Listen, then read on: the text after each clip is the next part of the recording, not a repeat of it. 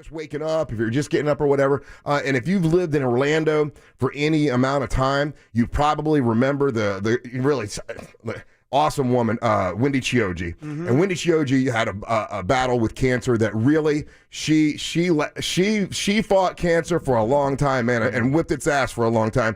Right after she found out she had cancer, she climbed Mount Kilimanjaro. Wow. She was just, she was just trying to prove that she was going to live her life, and she sadly passed away overnight. And a lot of people, local news people, are mentioning her. And I will tell you that I have a little personal story with Wendy Chioji. We've been doing this for a long time now. And when we started, and I say we, it was me and Bo and Dirty Jim way back in 93 or 94. And I believe it was 94 when this happened. We had one of our first promotions that was downtown in downtown Orlando, right there on Church Street. And it was right where they were starting to build the Hooters, over in that area.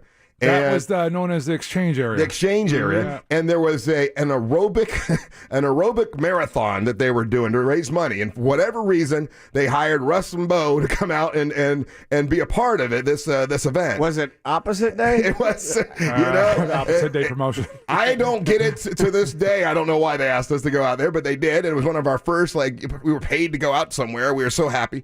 And I remember going there, and all of a sudden I hear, behind me, because women are coming up in their workout outfits or whatever, and I hear a woman say, "Russ and Bo, you gotta like that." And and I turned around, and it's Wendy Chioji. And this was the first local celebrity that ever recognized us. And I remember being starstruck because she was so absolutely beautiful. Yeah. I mean, Wendy Chioji, I don't think she wore makeup. I mean, she's an Asian woman, but I mean, just absolutely gorgeous woman, no makeup. And she came over, and she was a big fan of our silly, stupid Russ and Bo show.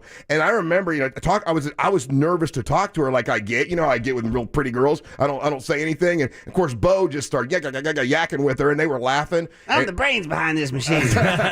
And Bo had her laughing for about 15, 20 minutes, and she just was the kindest soul. And I don't know, I think I did see her a couple times after that with stuff to do with the radio station, but I will never forget that first encounter because that was the first local TV celebrity I ever met, and she couldn't have been nice. Just, certain people radiate that they're a star. They have that it factor, that thing, whatever. And she had this just kind, talking to everybody.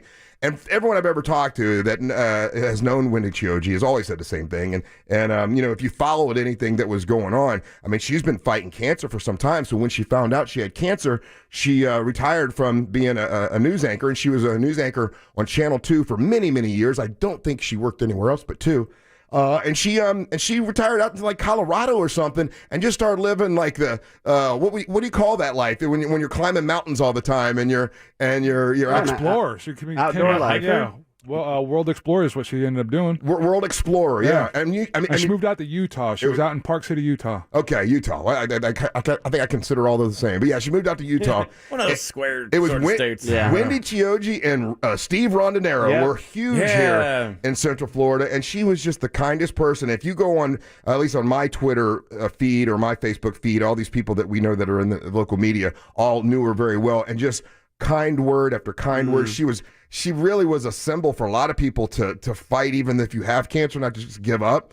And it's one of those things. When I saw it this morning, I'm like, damn, man. Yeah. But that's I guess that's the way you gotta go at it. Is to listen.